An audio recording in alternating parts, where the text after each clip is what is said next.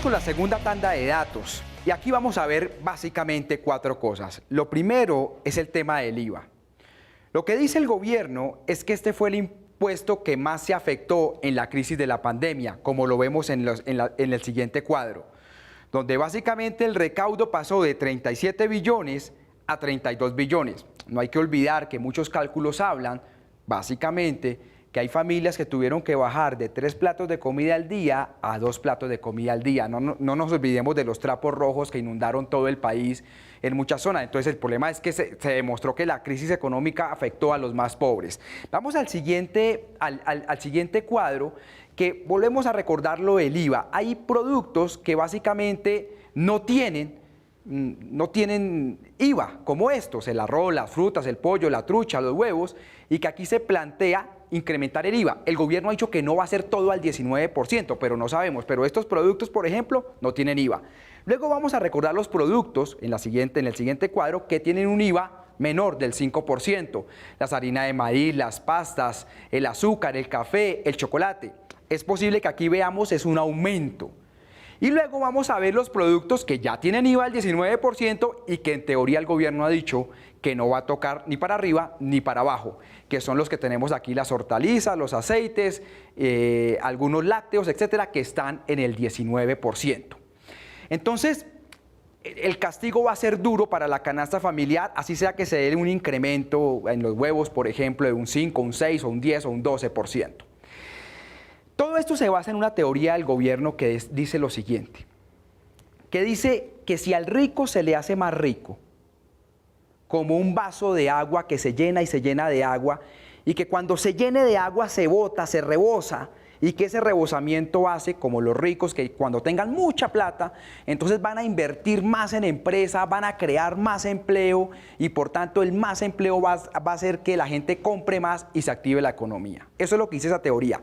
Teoría absolutamente falsa, que no se ha comprobado, y les voy a demostrar por qué no se ha comprobado. Veamos el siguiente cuadro, hecho por un estudio que lo publicó la BBC de Londres en básicamente décadas. Y lo que demuestra ese estudio es que las economías de los países que bajaron impuestos no generaron mayor crecimiento económico. Es decir, que esa lógica de bajarle impuestos a los ricos para generar crecimiento económico no se comprobó. Y como ustedes ven, se comprueba Estados Unidos, Inglaterra o Reino Unido, Alemania, Francia, Japón. No se comprueba en ninguna parte del mundo. Ahora veamos la siguiente gráfica, que es una de las cosas que algunos, me incluyo yo ahí, hemos propuesto. Y es que se graben las herencias. Las personas que tienen heredan más de 20.000 millones de pesos, pues aplicarles un impuesto del 30%. Y aquí es lo mismo, la reducción en los impuestos sobre la herencia no ha traído crecimiento económico ni nada, como lo muestra el estudio de la BBC de Londres. Y ahora pasemos a la siguiente gráfica, que nos muestra básicamente es la participación, es decir, los ricos más ricos cada vez son más ricos y tienen los mayores niveles de crecimiento económico, y los pobres más pobres tienen menor crecimiento económico. Eso es el incremento de la desigualdad, como ustedes lo ven acá. Miren el caso de esa línea amarilla que es India, miren el caso de China, que supuestamente es un régimen comunista y socialista. Es decir, cada vez la separación entre ricos y pobres es más grande. Y la última gráfica que les quiero mostrar es sobre el tema del impuesto sobre la renta, que paga el 10% más rico de la población en países latinoamericanos.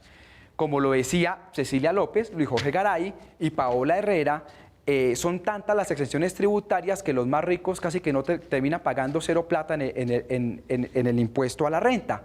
Y en cambio van a bajar la base gravable a 3 millones y medio, donde es la clase media la que se va a ver más afectada. Miren el caso colombiano, cómo está al inicio, y es de los que menos recaudan sobre el tema de los ricos.